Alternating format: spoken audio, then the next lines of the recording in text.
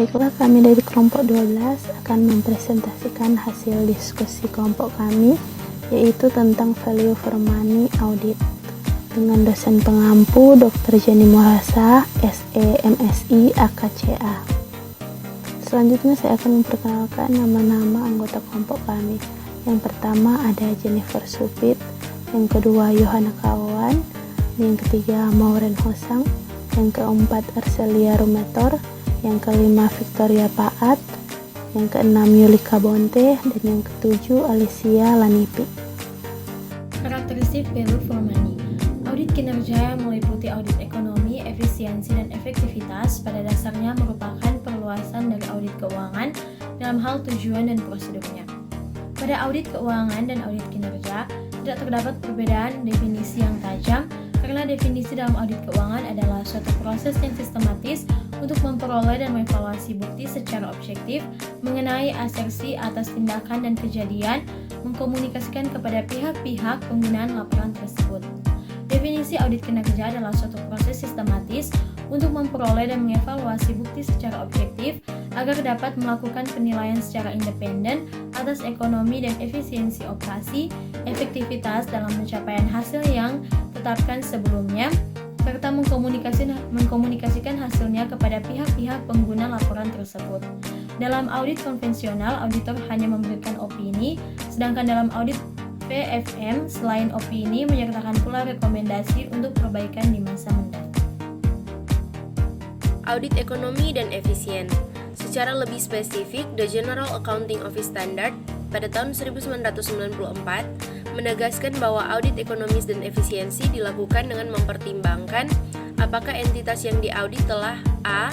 mengikuti ketentuan pelaksanaan pengadaan yang sehat, B. melakukan pengadaan sumber daya, jenis, mutu, dan jumlah sesuai dengan kebutuhan pada biaya terendah, C. melindungi dan memelihara semua sumber daya yang ada secara memadai, D. menghindari duplikasi pekerjaan atau kegiatan yang tanpa tujuan atau kurang jelas tujuannya, E. menghindari adanya pengangguran sumber daya atau jumlah pegawai yang berlebihan, F. menggunakan prosedur kerja yang efisien, G. menggunakan sumber daya, staf, peralatan, dan fasilitas yang minimum dalam menghasilkan atau menyerahkan barang atau jasa dengan kuantitas dan kualitas yang tepat. Audit efektivitas. Secara lebih rinci, tujuan pelaksanaan audit efektivitas atau audit program adalah untuk 1. Menilai tujuan program, baik yang baru maupun yang sudah berjalan, apakah sudah memadai dan tepat. 2. Menentukan tingkat pencapaian hasil suatu program yang diinginkan. 3. Menilai efektivitas program dan unsur-unsur program secara terpisah atau sendiri-sendiri. 4. Mengidentifikasi faktor yang menghambat pelaksanaan kinerja yang baik dan memuaskan. 5. Menentukan apakah manajemen telah mempertimbangkan alternatif untuk melaksanakan program yang mungkin dapat memberikan hasil yang lebih baik dan dengan biaya yang lebih rendah. 6. Menentukan apakah program tersebut saling melengkapi, tumpang tindih, atau bertentangan dengan program lain yang terkait. 7. Mengidentifikasi cara untuk dapat melaksanakan program tersebut dengan lebih baik. Untuk tabel karakteristik audit kinerja dapat dilihat di slide.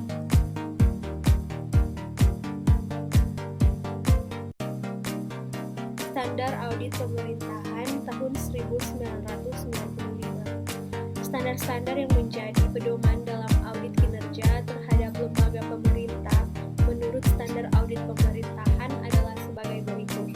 Yang pertama, standar umum. Standar umum terbagi dalam 4 bagian. Bagian pertama, staf yang ditugasi untuk melaksanakan audit secara kolektif memiliki kecakapan profesional yang memadai untuk tugas yang disyaratkan. Bagian yang kedua, dalam semua hal yang berkaitan dengan audit, organisasi atau lembaga auditan auditor, baik pemerintah maupun akuntan publik, harus independen, bebas dari gangguan independen yang bersifat pribadi dan di luar pribadinya, yang dapat mempengaruhi independensinya, serta harus dapat mempertahankan sikap dan penampilan yang independen. Yang ketiga, ketiga, dalam pelaksanaan audit yang menyusun laporannya, auditor wajib menggunakan kemahiran profesionalnya secara cermat dan seksama. Dan yang bagian keempat, setiap organisasi atau lembaga audit yang melaksanakan audit yang berdasarkan SAP ini harus memiliki sistem pengendalian intern yang memadai, dan sistem pengendalian mutu tersebut harus direview oleh pihak lain yang kompeten. Yang kedua, standar pekerjaan lapangan audit kinerja. Yang pertama, perencanaan pekerjaan harus direncanakan secara memadai. Yang kedua, supervisi staff harus diawasi dengan baik. Dan yang ketiga, kebutuhan terhadap peraturan perundang-undangan apabila hukum peraturan perundang-undangan dan persyaratan ketentuan lainnya merupakan hal yang signifikan bagi tujuan audit. Auditor harus merancang audit tersebut untuk memberikan keyakinan yang memadai mengenai kebutuhan tersebut. Dalam semua audit kinerja, auditor harus waspada terhadap situasi atau transaksi yang dapat merupakan indikasi adanya unsur perbuatan melanggar atau melawan hukum dan penyalahgunaan wewenang. Yang ketiga, standar pelaporan audit kinerja. Yang pertama, bentuk. Yang kedua, ketepatan waktu. Yang ketiga, isi laporan. Yang keempat, penyajian laporan. Dan yang terakhir, distribusi laporan. Audit kinerja pemerintah daerah dalam konteks otonomi daerah. Terdapat 3 aspek utama yang mendukung terciptanya kepemerintahan yang baik, pengawasan, pengendalian, dan pemeriksaan. Agar tidak terjadinya penyimpangan dan penyelewengan yang disebabkan oleh adanya penyalahgunaan wewenang oleh eksekutif, maka pemberian wewenang tersebut harus diikuti oleh pengawasan dan pengendalian yang kuat.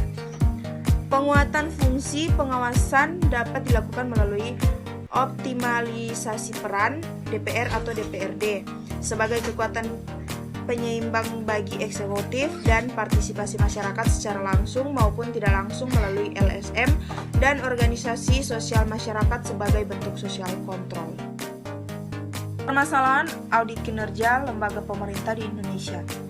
Sebagai upaya untuk meningkatkan pengawasan dan pemeriksaan dalam rangka memberantas praktik KKN, pemerintah bersama DPR kemudian mengesahkan Undang-Undang Nomor 28 Tahun 1999 tentang penyelenggaraan negara yang bersih dan bebas dari korupsi, kolusi, dan nepotisme.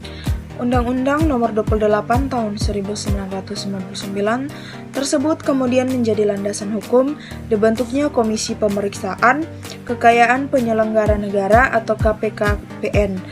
Dengan demikian, untuk mengawasi jalannya pemerintahan saat ini, terdapat lembaga-lembaga pengawas dan pemeriksa yang sifatnya independen yang memiliki tugas yang berbeda-beda. Di antaranya terdapat Badan Ombudsman, KPKPN, dan BPK.